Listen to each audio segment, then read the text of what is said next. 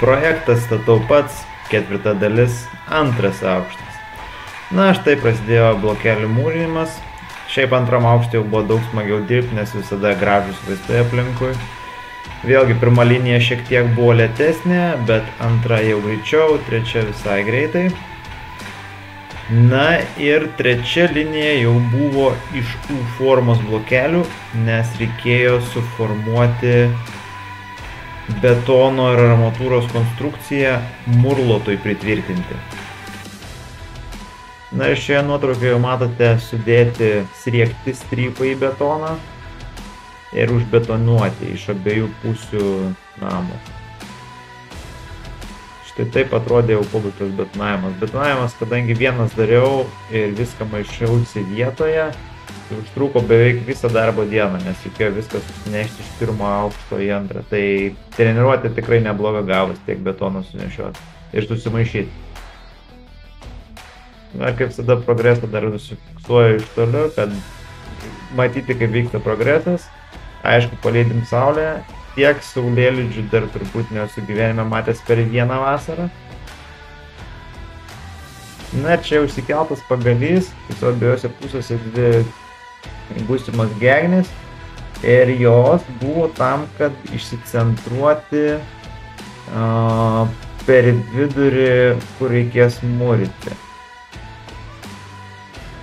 Prie jų bus viršūnių pritvirtinta žilka, apie tai papasakosiu vėliau. Bet esmė dabar buvo išcentruoti per vidurį, jeigu matosi, yra nubrėžtas pieštukų centrinė linija. Na ką, rugsėjo 6. Statybo etapas, kai reikia išmūryti trikampį. Tokiam aukšte, kokiam bus gegnės. Laikinasis murlotas, senas, tėvas atvežė. O ištempta žilka, kad būtų aišku, kur mūryti, kiek pjaut blokelius. Na ir čia bus duris ir vitrinis langas į balkoną.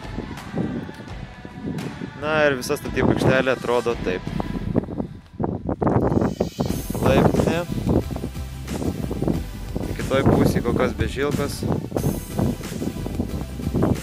Pamūrta tiek, kol nereikia pjausti blokelių.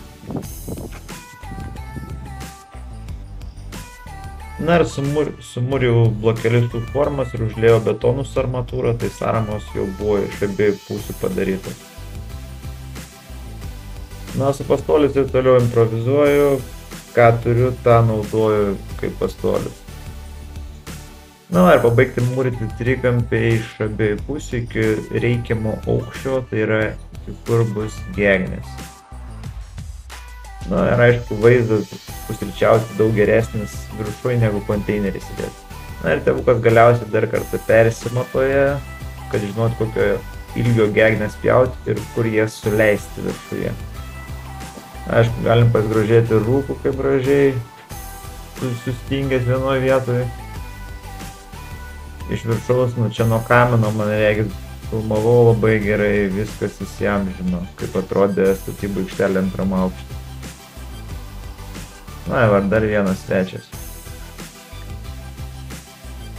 Kadangi čia buvo rugsėjo vidurys, tai tikrai gražių vaizdų gamta sukurdavo. Nors ir jau buvo praėję apie 3 dienos ar 4, kai buvo išbetonuota sąrama, bet statramščius, kurie laikė sąramą, nesinorėjo dar nuimti, nes pakankamai baugiai atrodė, kai toks svoris kabo ant tokių plonų mūro susijungimų.